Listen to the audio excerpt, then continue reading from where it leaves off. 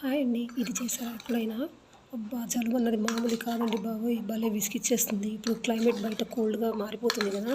మనల్ని డామినేట్ చేసేస్తుంది. మన ఇమ్యూనిటీ పవర్ కంప్లీట్‌గా డౌన్ అయిపోతుంది.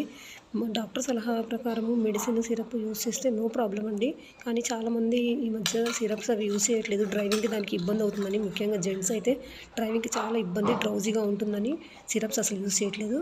అలా మా ఇంట్లో వాళ్ళ కోసం నేను ఇది తయారు చేశాను. దీనికి ఏం లేదండి, ఒక్క అల్లం ముక్క తీసుకున్నాను, 4 వెల్లుల్లి రెబ్బలు, ఒక్కటంటే ఒక్క లవంగా, ఒక్కటంటే ఒకటి మిరియం తీసుకొని దీంట్లో రోట్లో వేసి బాగా దంచి దాని జ్యూస్ స్క్వీజ్ చేశాను. అంటే జ్యూస్ బాగా పిండి దాంట్లో ఒక్క స్పూను తేనె కలిపానండి.